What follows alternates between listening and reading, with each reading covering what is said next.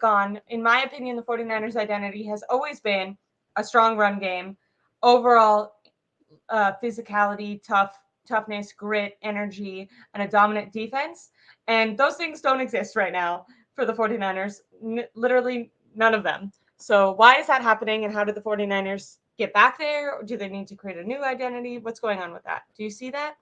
The identity has been lost because they haven't been able to establish the run. Once you establish the run, it makes things easier for Brock. It makes things easier for Kyle.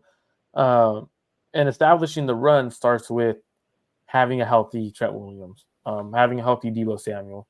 Because what happens is you kind of open up the offensive playbook. Now, Trent Williams is a phenomenal left tackle, open up holes, great in pass protection.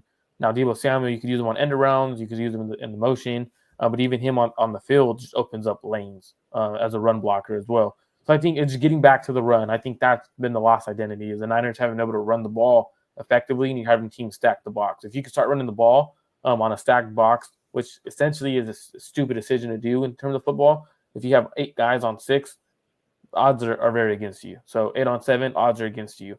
So looking at it, I think they got to get back to running the ball, go play action. I think just giving easy throws to Brock Purdy to start games, getting him in a quick rhythm, and getting your defense to start getting takeaways and get off the field. Because the moment the Niners are behind, that's not their kind of game plan. That's not their kind of style of football. I George don't Kittle said that in his press conference, right? Like when they're behind, that they're not able to run the ball in the way that they want to on the downs that they're able to, that they want to. absolutely. And then when you look at that, like look at the 49ers, they're not built to throw the ball coming from behind, because I don't think they have the quarterback to do it. They also don't practice the 2-minute drill. I remember this was like years ago. It was in 2021. But what's his name? He was the backup. He was the third string quarterback. He was on the Packers for a while. Uh, Not important, but he was on Tom Grossi's stream, and they were calling a 49er game, and Tom was asking him different questions, and he said that Kyle Shanahan doesn't feel like it's an efficient use of time to practice the 2-minute drill, so they don't ever practice it. And he was like on the team, and he was just like, yeah, like they made like a mental decision that that's not a position, like they don't anticipate being down, and they don't anticipate needing to use the 2-minute drill often enough to make it worth using practice time on that, which I think blew my mind when I heard it, and still to this day blows my mind, and answers a lot of questions for me whenever the 49ers are in these situations, because I'm like, they're genuinely not prepared to be in this situation, because that kind of makes them front runners. Like they're so certain that they're going to be ahead, that they're like, we don't even need to consider what would happen if we're behind. It's like, all right, well, you just lost 3 in a row, so maybe during and this bye week, add that into the game, the practice script a little bit. and that goes on Kyle. Like, hey Yeah. Kyle, you might want to be smart That's some and like arrogance. That's some like like, and let's do something. I've and never I'd be curious to see if how many teams do that, run the 2-minute drill. And I don't think it's you shouldn't be in a 2-minute situation where you have to score in 2 minutes. And I think that's more so Kyle's mentality, but it's also a stupid mentality, because every team, let's say you get the ball back with the minute 30, it's you're up 6 points. 6 points in after going into half isn't enough. Make it 9, make it 13. Go score a touchdown, like, right? Like, so to me, like, I think it's stupid you don't run a 2-minute drill in practice. But I think the identity is that the Niners have never been a team that comes from behind, plays from behind. Like, they get off to a hot start, and that's why they defer the ball. They like to get their defense going first, get off the field. Offense gets the ball, they like to score. The moment you take the lead for the 49ers, now everything, their whole playbook's open. They could run Yeah, the they damn just ball keep down your playing. throat. Like, so for me, that's the biggest area of concern for identity, is getting back to establishing the run and getting in front early and keeping that lead. I don't see the Niners being a team that comes from behind. Yeah, and that goes for their quarterback, that goes for their scheme, their play calling as well, which is scary, because what happens when your run game isn't working? It seems like teams are selling out to stop Christian McCaffrey, and we talked about this earlier, but Elijah Mitchell is not very effective, and the utilization of Jordan Mason is mind-boggling to me. So hopefully they find more effective ways, I guess, to utilize Christian McCaffrey. Maybe when Debo gets back, they can use him to open up some stuff from Christian McCaffrey, even hand him the ball occasionally, stuff like that to get that open, because that was their wrinkle in 2021. So maybe they'll do that again. That's something that you have to give Kyle's. I feel like he doesn't hold back on things like when he thinks that they might work, which can be a detriment, right? Because Christian McCaffrey is like injured and slow and being stopped in October, but it's also or November now, but it's also a kind of a good thing because he'll definitely utilize something until it doesn't work anymore. Like you don't have to kind of worry about him going away from something too soon most of the time. Yeah, and it's the biggest thing too is with Kyle is he has a mindset, and I know he tried adjusting to it this season. Like he started to like changing a little bit, like in terms of being a coach who wants to be that player's coach in terms of, hey Brock, what do you want? Hey, what do you guys want? Right? Like asking them, kind of leaning on them.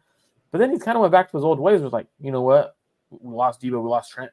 Shit, I got to do it my way, and went back to his way. I'm like, you were running a great offense, scoring 30 points. Yeah.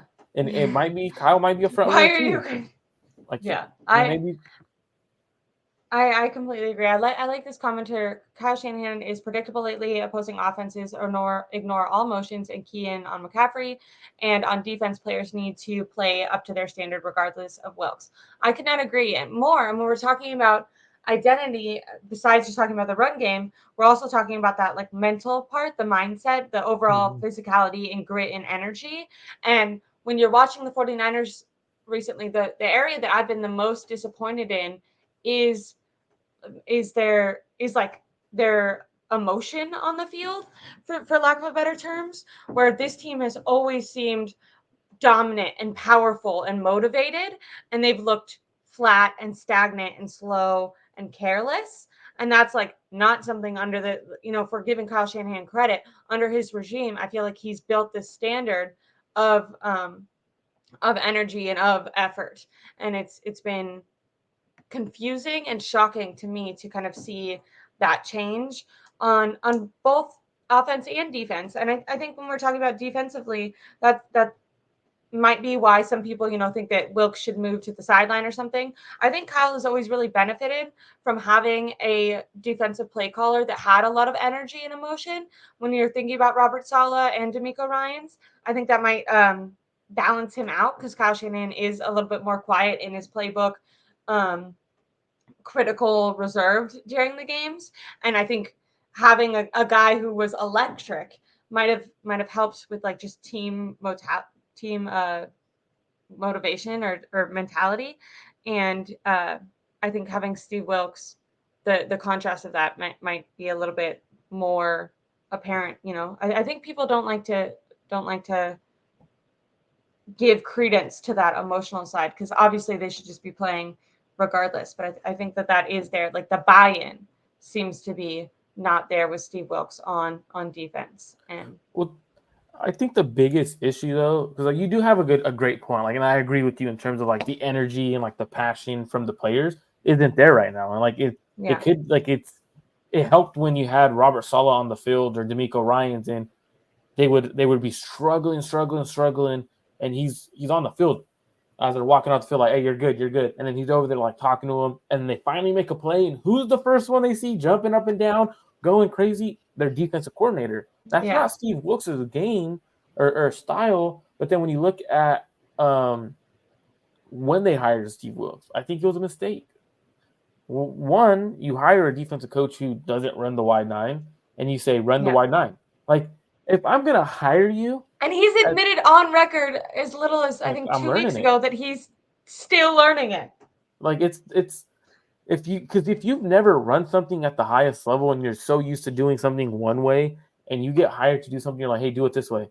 It's like, whoa, like that's not me, but I want to coach for you guys. Like that's what I want. He's not going to say no to a defensive coordinator job. No. Come on, like especially with these kind of players. So for me, I thought the biggest mistake was hiring him and telling him run the wide nine. Like if you're going to hire someone, hire them for what they've done and what they run, and be like, hey, we trust you, we like you as a coach. Do what you need to do to make our team the best defense you can make possible. Now, hey, this is what Yeah. this is the base we want. This is the principles we want to run, but we want you to add what you want to do to it. And I think that's the biggest mistake. It's because Steve Wilks doesn't do it, and you're hiring him, and of course he's going to be frustrated, and his defense isn't going to be doing well. If you bring him to the field, we're not going to see a difference. We're not. He's not going to be that I defensive coordinator on the field jumping up and down, getting no. everyone excited. That's just not him. He's older. I think the only thing that it could help, I've heard some people talk about this, is it could help with like communication between Kyle and Steve Wilks.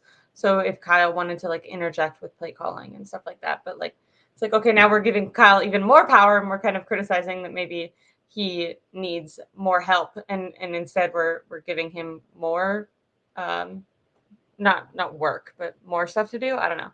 Can be can be a little bit confusing. I think what's frustrating for me too is I remember when they hired Steve Wilks, I actually had the opposite thought because they were going between Fangio and Wilks, right? And I thought Wilks was probably going to be the better choice because when you saw him in Carolina and you saw the way players played for him compared to how terribly they were doing before, it seemed like he really motivated them and players spoke so highly of him. And so I was like, okay, you want to get a guy like that because I kind of going back to I was like, okay, you need a guy who's going to balance out Kyle Shanahan and Vic Fangio, even though he's great, everyone always really criticizes him for being like a super hard ass. And so I was like, okay, like maybe it'd be good to have Steve Wilks because you're getting a more positive guy. And I mean, I feel like I was very wrong, but that was definitely what I was anticipating when they hired Steve Wilks. I thought he was going to be more of a motivator and energy guy. It's kind of confusing to me that he was able to do that with Carolina and not here. But I think maybe it just had more to do with how poorly Carolina was playing that like any change felt like a momentum shift that I would say this though. I'm more worried about the 49ers offense than I am the defense. And yeah, and that's more so because of the scoring quarterback. 17 points in 3 games in a row is not acceptable for sure.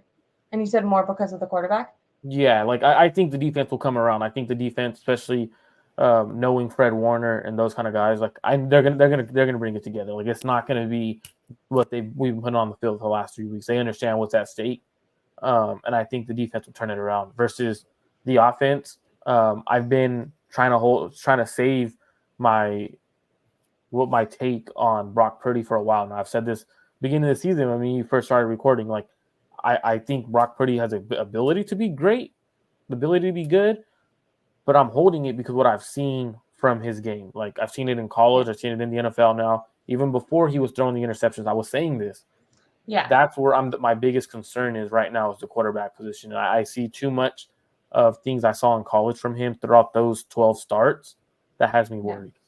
And you feel like there has to be like regression to the mean because previously, even though he wasn't turning the ball over, he was like in the top four of turnover worthy plays, even though he had such little targets. So you have to imagine that eventually that luck is going to kind of even out, and then he's going to be throwing maybe not 2 interceptions a game, but then he's going to he went from throwing none to 2, and I feel like Mm-hmm. it'll probably even out to he's more mediocre in that area. I agree.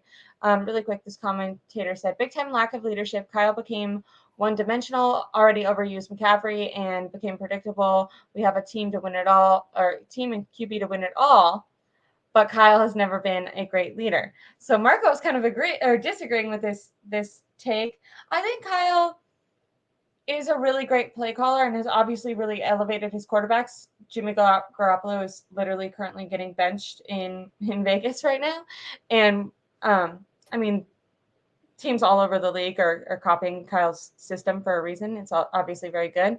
I think there's also a lot of players that speak extremely highly of Kyle, and they talk about him going to them and asking for their input on scheme and stuff. So I don't think he's a terrible leader. I think he's done a lot of work in that area.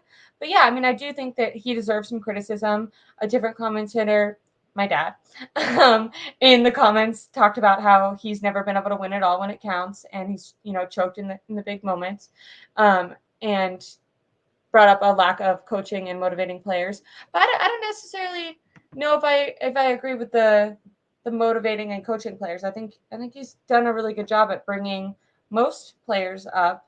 But yeah, what do you have to say to that? Do you think I think they have the quarterback to and team to win it all with this like I think this exact team with Kyle Shanahan, I think he's important. I think he's the best offensive play caller outside of maybe like Andy Reid right now in the NFL. So I think with him, if all the players playing around Brock are healthy and playing up to their potential, and then Brock Purdy can minimize turnovers, I think that they could 100% win it all. And we'll talk about this later, but I have a thing for reasons for optimism.